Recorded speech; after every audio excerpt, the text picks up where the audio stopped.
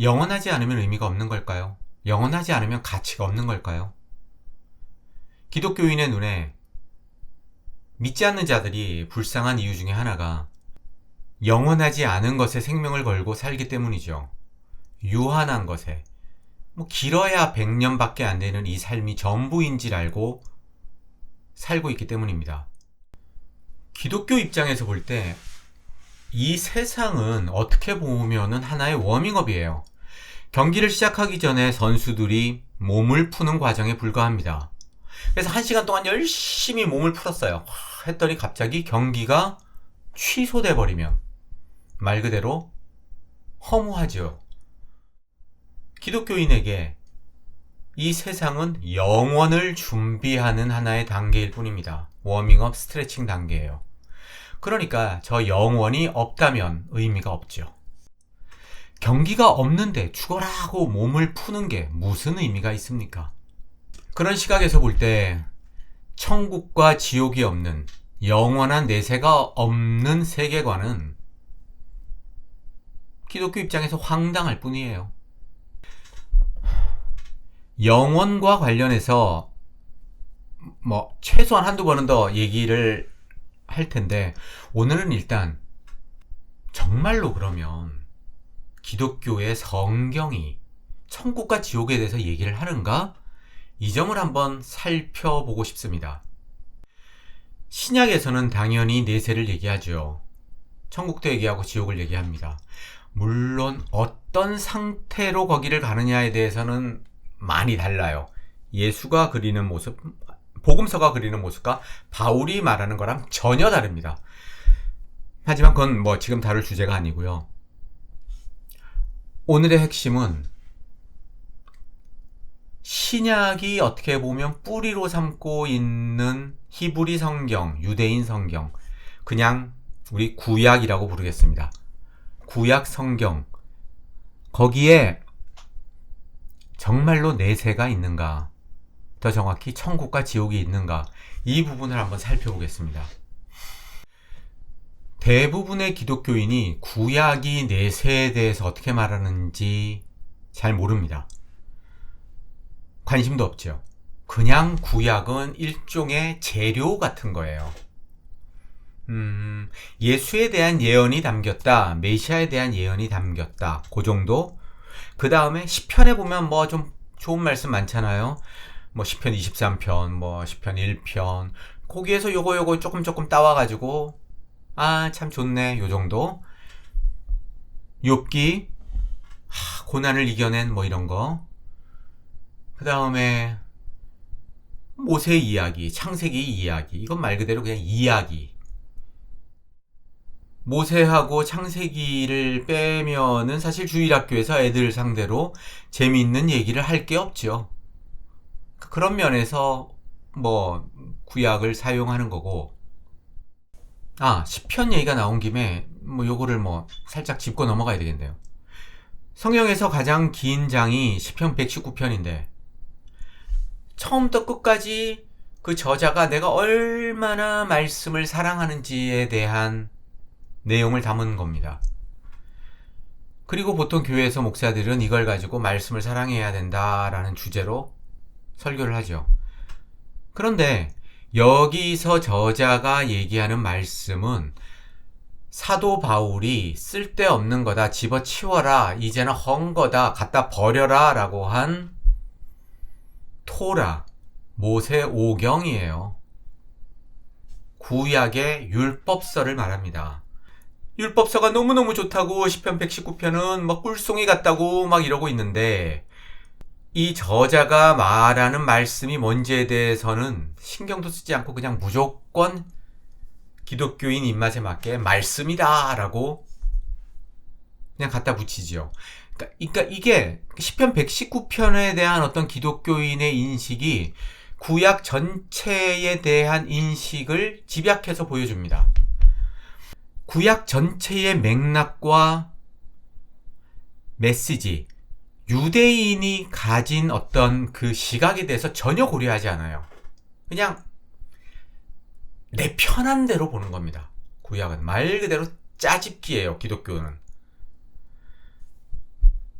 제가 얼마나 그게 심한지, 특히 그 메시아 예언과 관련해서는 얼마나 거의 뭐 일본이 방류하는 핵 오염수 수준으로 구약을 오염시키고 있는지에 대해서는 신의 변명에서 자세히 설명을 했습니다. 그래도 혹시 관심 있는 분이라면 구약이 정확하게 어떤 메시지를 전하고 있는지 알고 싶으면 이 성경을 추천합니다. The Jewish Study Bible이라고요. 미국에서 영어로 나온 것 중에서 가장 대중성이 있고 쉽게, 하지만 나름 자세한 주석까지 곁들인 좋은 성경이에요. 기독교가 이렇게 왜곡한 것들을 다 바로잡아 놓은 겁니다. 이게 오리지널이에요. 기독교인이 손에 들고 있는 이 성경이라는 거, 뭐 킹 제임스, 왜곡의 킹입니다. 그냥 말 그대로 왜곡의 킹이에요. 아니나 다를까 또 곁길로 샜는데, 그러면 구약이 죽음 이유에 대해서 뭐라고 얘기하느냐? 제가 진리의 부에서 선악과 에덴 동산에 대해서도 얘기한 게 있는데, 에덴 동산 스토리에서 가장 중요한 핵심 중에 하나가 아니라 가장 중요한 핵심은 뭐냐? 그 스토리를 저자가 왜 만들어냈느냐? 모든 스토리에는 이유가 있습니다. 모든 살인에는 동기가 있듯이 모든 스토리에는 이유가 있어요. 이거를 왜 썼을까? 저자는 무슨 얘기를 하고 싶어가지고 에덴 동산 얘기를 썼을까? 저자는 이 질문에 답을 하고 싶었던 거예요. 사람은 왜 죽는가? 다시 말하면 사람은 죽는 존재이다 라는 명제를 설명하려고 쓴 게 에덴 동산 이야기입니다.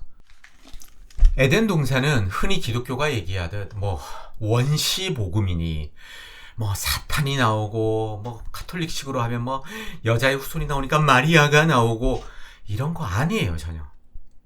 아마 이거 쓴 사람이 애초에 이 스토리를 만든 누군가가 그 얘기를 들으면 뒤로 나자빠질 겁니다. 사탄이 뭐야? 뭐 마리아?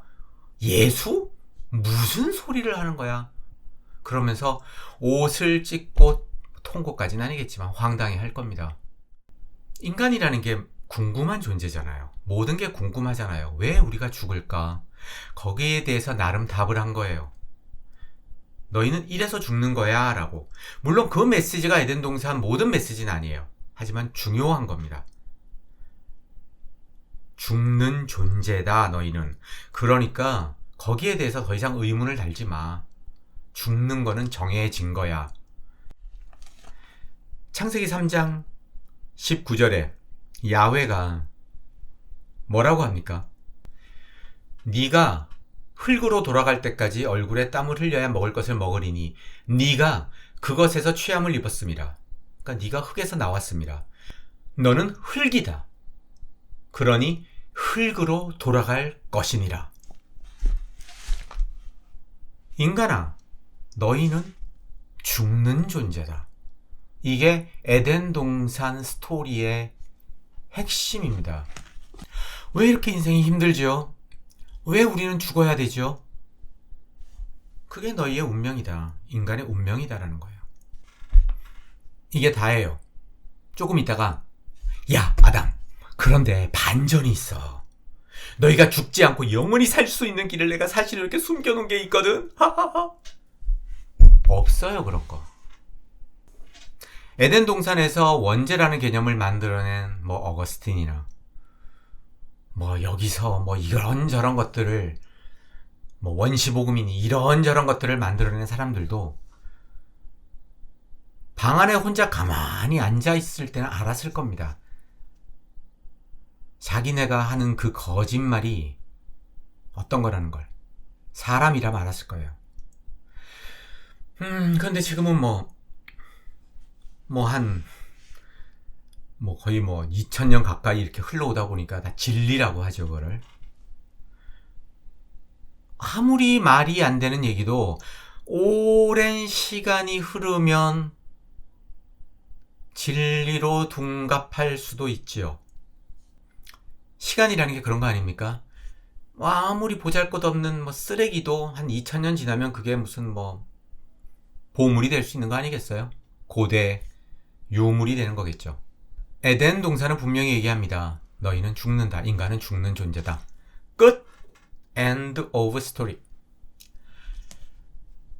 그런데 이제 뒤로 가면서 구약은 조금 더 구체적으로 죽음 이후에 대해서 얘기를 해요. 그거를 제대로 알기 위해서 그 당시 사람들이 생각한 우주관을 알아야 합니다. 그냥 심플해요. 우리가 사는 세상이 있고 죽는 사람이 다 내려가는 땅 밑이 있어요. 그걸 시올이라고 부르죠. 땅 밑이 있어요. 그냥 죽으면 다 내려가는 거예요. 그리고 위에는 신들이 사는 하늘이 있는 거예요. 신들이. 옛날 사람들은 여러분 밤하늘을 보면서 밤하늘의 별을 보면서 어떻게 생각했는지 아세요? 밤하늘에 까만데 이렇게 별이 이렇게 막 있잖아요. 그걸 어떻게 생각했냐면 까만 막이 지금 우리를 막고 있는데 그 막 뒤로는 천사들이 살고 있는 진짜 특별한 세상이 있다고 생각했어요. 그러면 별들은 뭐냐? 그 막에 이렇게 구멍이 나 있는 거라고 생각했어요. 구멍이. 이해 갑니까 그게? 그게 옛날 사람들이 생각한, 특히 히브리 사람들이 생각한 이 우주를 어떻게 3층천으로 본 거예요. 3층천. 신들이 사는 구역, 인간이 사는 구역, 죽은 사람이 가는 밑에. 그리고 그리스니 뭐니 주변 국가들은 위에 어떤 천사들이 사는 구역을 7구역으로 나누기도 하고, 그러니까 아주 최고신은 제일 위에 살고, 좀 사탄이나 좀 모자란 신들은 5층천에 살고, 좀 더 밑에 살고, 이런 식으로 위에도 이렇게 경계가 나눠졌죠. 아무튼 중요한 건 죽으면 다 땅 밑으로 내려간다.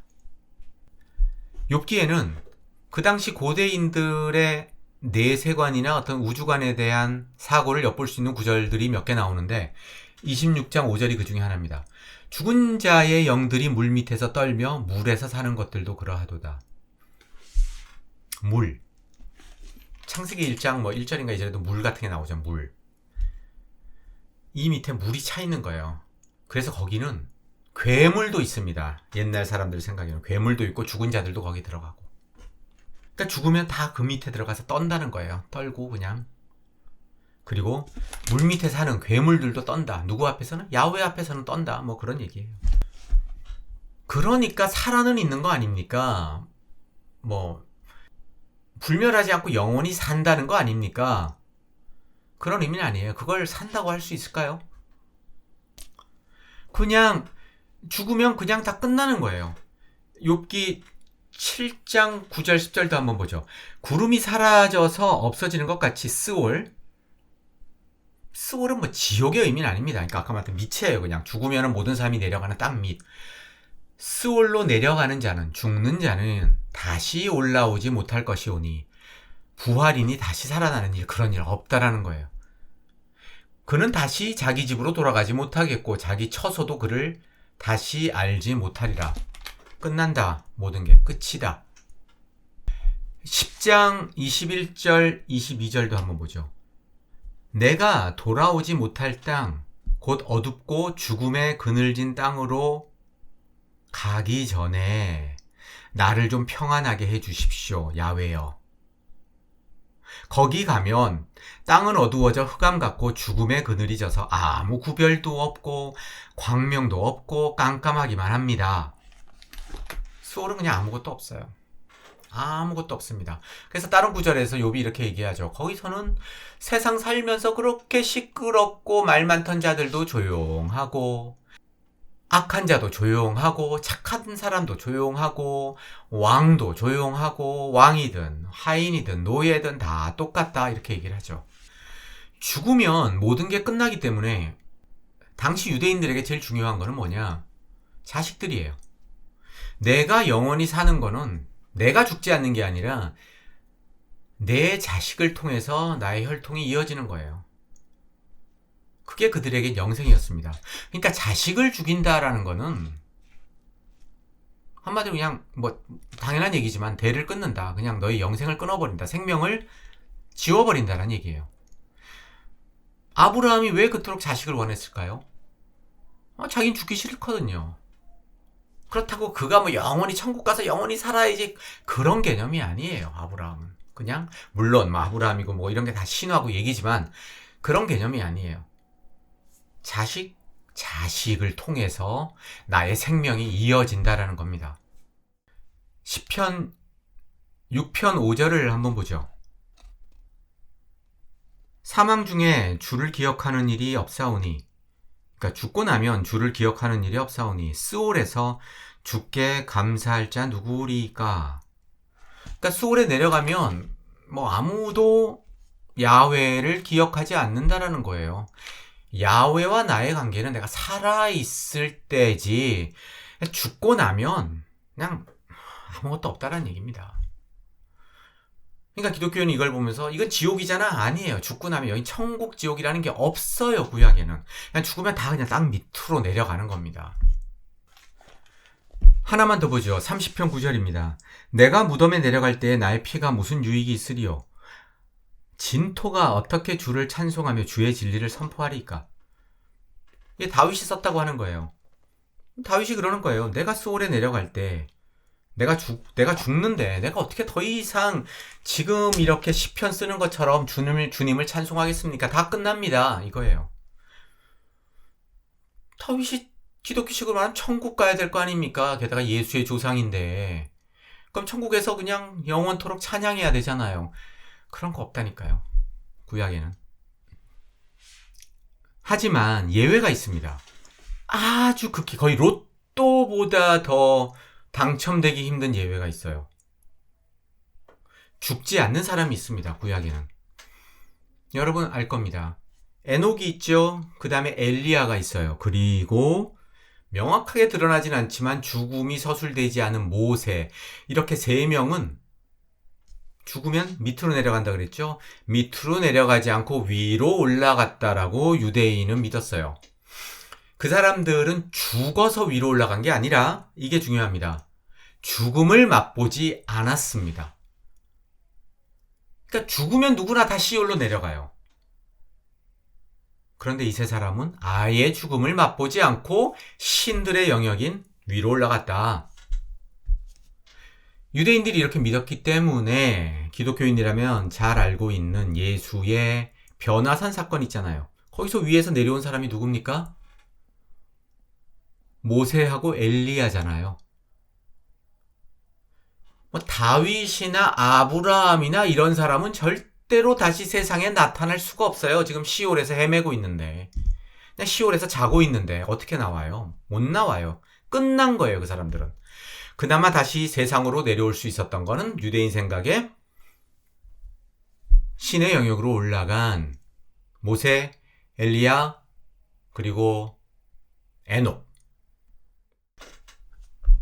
이건 도무지 부정할 수 없는 구약의 내세관입니다. 그런데 이런 내세관이 시간이 지나면서 소위 말하는 예수의 시대로 가까이 가면서 많이 바뀌었어요. 조금 복잡할 수 있는데 최대한 간략하게 제가 얘기를 해보도록 하겠습니다. 유대인의 역사에서 제일 중요한 거는 뭐냐? 말 그대로 역사라고 할 수 있는 진짜 역사. 바벨론 유수입니다. 바벨론에 점령이 됐어요.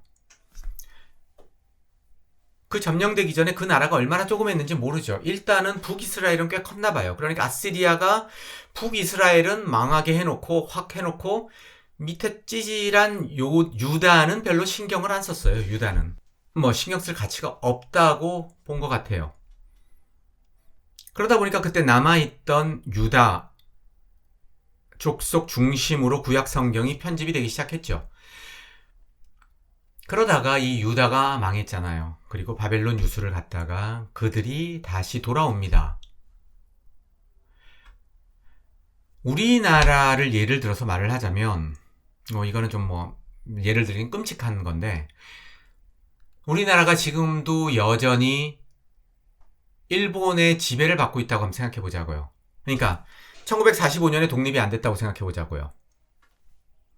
일본 애들이 우리 한반도에서 그나마 좀 똑똑한 애들만 데리고 일본에 가서 유학을 시키고 공부를 시켜가지고 철저하게 일본화 교육을 시켰어요.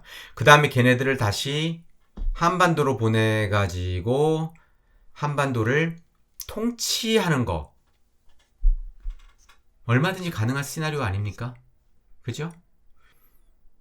자치권을 주면서 곡물만 잘 바쳐 시키는 대로 해 하면서 일본에서 교육받은 사람들을 통해서 한반도 전체를 다스리는 거죠. 한반도에 있던 사람들 뭐 농사나 열심히 짓고 하지 아무것도 모르니까 그냥 우리 민족이 와서 그래도 우리 조선 사람이라니까 그냥 듣는 거죠. 말 통하니까 들으면서 얘 시키는 대로 하고 사는 거죠. 당시 바벨론에서 돌아온 뭐 느헤미야니 뭐 이런 사람들이 그런 엘리트였어요. 그 사람들이 기존에 이 유대 땅이 과연 규모가 얼마나 됐는지는 알 수가 없어요. 뭐 이스라엘이 주장하는 것처럼 뭐 다윗 왕국이 뭐 엄청 나와가지고 뭐 와 이건 말도 안 되는 얘기고 아마 조금 했던 것 같은데 그들을 다스리기 시작했습니다. 그러면서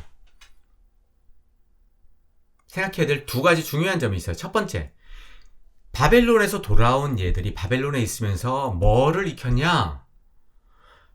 조로아스타교를 익혔습니다. 그러니까 그 전까지 유대교가 일신교였다라는 증거는 없어요.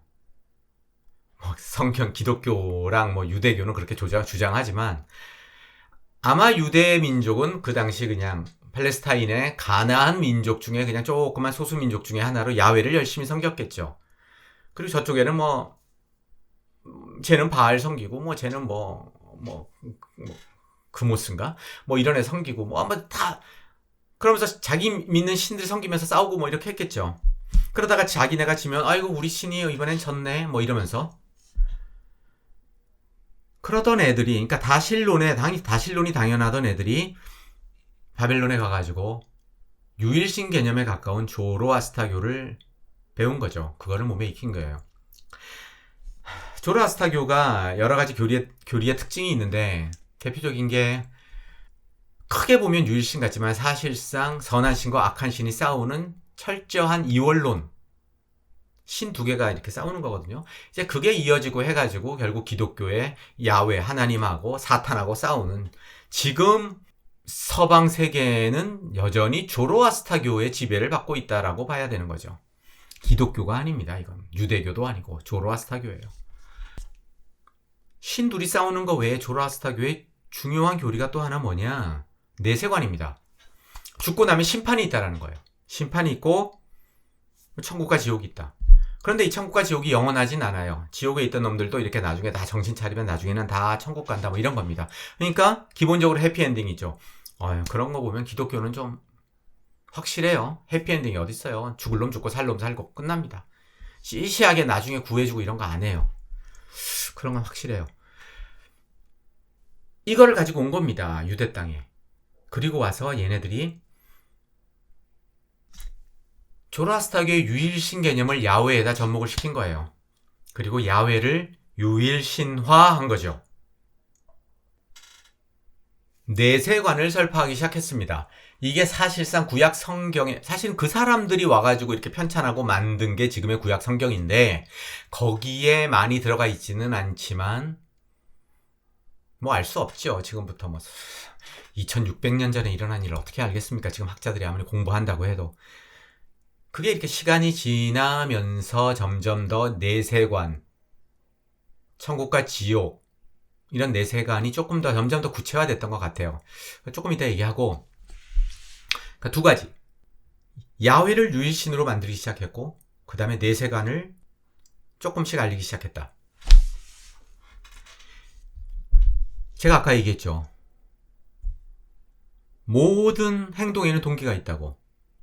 왜 그랬을까요, 걔네들이? 모든 권력자의 동기는 간단합니다. 지 편하려고. 지가 편하려면 어떻게 해야 되죠? 국민들이 말을 잘 들어야 돼요. 시키는 대로 하는 게 최고입니다. 그냥. 그게 최고예요. 옳고 그르고 없어요. 그냥 그 컨셉으로 딱 보면 거의 다 답이 나옵니다. 너무 간단한 것 같으니까 막 거기에서 뭐 사회과학이니 막 집어넣어가지고 복잡하게 만드는데 사실상 세상은 그렇게 복잡하지 않아요. 그러면 그게 왜 걔네들을 편하게 만드냐? 생각해 보자고요. 일단 유일신.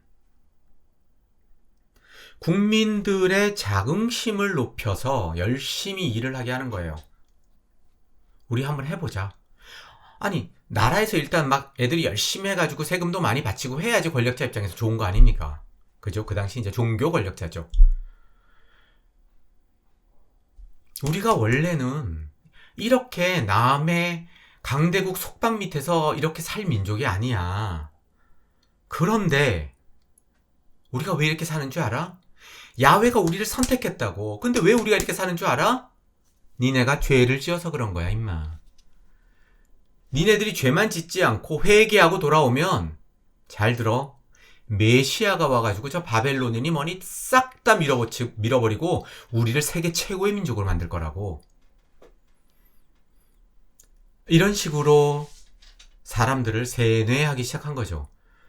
그때부터 사실상 유대민족들이 소위 국뽕에 맞아가지고 지금 오늘날 벌어지고 있는 저 중동 전쟁 보세요. 걔네들 다 국뽕에 빠진 거예요. 어떤 국뽕? 우리는 선택받은 민족이다 라는 말도 안 되는, 죄송합니다, 개 국뽕에 빠져 있는 애들이에요. 걔네들은. 그거보다 더 황당한 국뽕은 뭘까요? 우리는 동방의 예루살렘이다 라고 하고 있는 교회들하고 교회 목사들이죠. 더 황당한 국뽕이죠. 그건 국뽕도 아니고 그냥 정신병이죠. 그거는. 인간은 항상 동기부여가 되면 열심히 일을 해요. 열심히 합니다. 게다가 내가 죄를 지어가지고 지금 메시아가 안 오는 거라고, 나만 바로 살면 된다고 하면서 이제 막 죄책감에 막 회개까지 하고 이러니까 권력자들 입장에서는 일석이조죠. 그런데 항상 거기에는 부작용이 따릅니다. 뭐죠? 아무리 열심히 하고 죄를 안 짓고 살려고 해도 세상이 순리대로 돌아가나요? 뭐 순리라는 말도 웃기긴 하지만 지난 시간에 제가 얘기했던 심판의 오심. 세상은, 자연은 인간에게 1도 관심이 없어요. 그렇게 사는 사람, 착하게 열심히 사는 사람이라고 좋은 일만 일어날까요? 억울한 일이 어떻게 안 일어나겠어요? 저 잘못된 놈들은 저렇게 잘 먹고 잘 사는데 왜 나는 이렇게 억울하지? 왜 나한테는 항상 일이 안 풀리지? 이런 일이 왜 없겠어요? 억울한 개인들이 등장하기 시작하는 겁니다. 억울한 개인들이 하나 둘 모이게 될 때 그거는 결국 어떤 결론으로 다가가냐? 불공정한 야훼가 되는 거예요. 아니, 우리가 회개하고 열심히 살고 깨끗하고 율법 지키고 살면 축복한다며. 그런데 지금 뭐야 현실은? 이렇게 되는 거죠. 불공정한 야훼. 이거는 권력자들에게는 권력의 위협입니다. 작년인가요? 연상호 감독의 지옥이라는 드라마가 넷플릭스에서 나왔잖아요. 사실상 거기에서 그렸던 세상이 이미 수천 년 전 이스라엘 땅에서 있었던 거예요. 그 지옥이란 드라마가 그리는 게 뭡니까? 거기에 종교 권력자가 뭘 두려워해요? 불공정한 신이에요. 어떤 신? 태어나자마자 죽는 애를 지옥으로 보내버리는 신. 아니, 막 태어난 애가 무슨 죄가 있다고 걔를 지옥으로 데려가냐고요.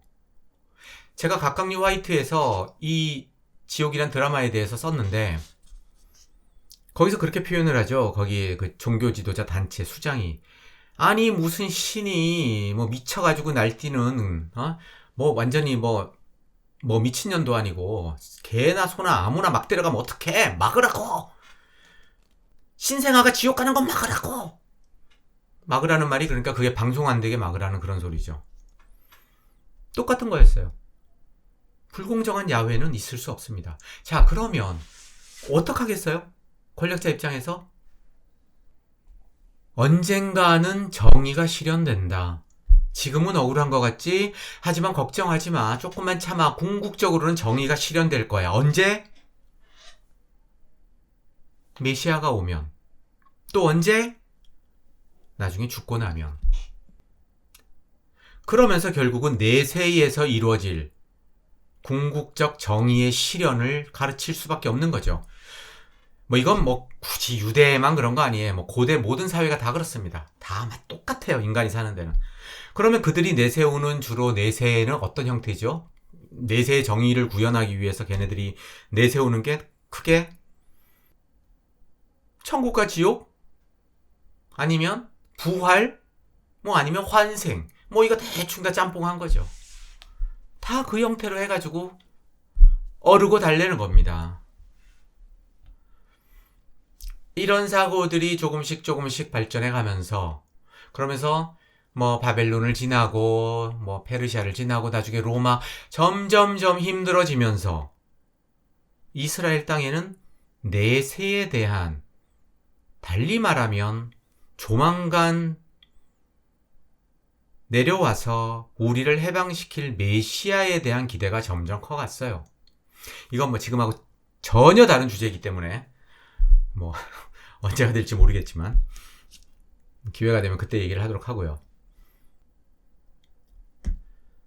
뭐든지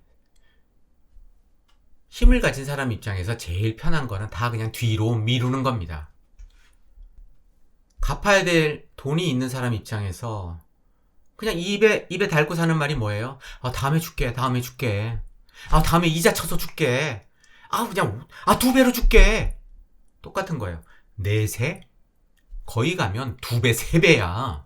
영원히 산다니까, 이 사람아. 뭐든지 뒤로 미루면 됩니다. 이스라엘 권력자들은 어떻게 미뤘어요? 메시아를 가지고 계속 뒤로 미뤘어요. 기독교 권력자들은 어떻게 미뤘지요? 예수의 재림을 가지고 계속 미룹니다. 천국 지옥을 가지고 계속 미뤄요. 그러면 우리 야훼는 항상 승리자죠. 오이! 나는 항상 오라! 오이! 그리고 그 깊은 뜻을 모르는 인간은 항상 아이고 이렇게 되는 거고요. 마지막으로 성경 한 구절 보고 마치도록 하겠습니다. 시편 90편 12절 되겠습니다. 여호와여, 우리에게 우리 날 계수함을 가르치사. 그러니까 우리에게 생명이 얼마나 남았는지, 우리의 삶이 얼마나 짧은지를 가르치사 지혜로운 마음을 얻게 하소서. 보통 설교에서 이런 식으로 많이 하잖아요. 마지막으로 성경 구절 하나 보겠습니다. 유명한 구절이죠. 시간을 아껴라, 주를 위해 최선을 다해라, 어떤 식이든 간에 이런 거 할 때 자주 인용되는 구절인데, 이 구절 하나만 봐도 구약에는 이 세상이 전부라는 걸 알 수 있습니다. 주를 위해서 시간을 아끼고 최선을 다해서 살아야 된다, 이런 식으로 기독교는 얘기를 하는데, 아니 저기 영원한 세상이 영원히 기다리고 있는데 뭐하러 굳이 여기서 최선을 다하죠? 이 시편 말대로 왜 내 시간이 정말 얼마 안 남았으니까 이 시간을 계수하게 하소서, 그래서 지혜를 얻게 하소서, 왜 그래야 되죠?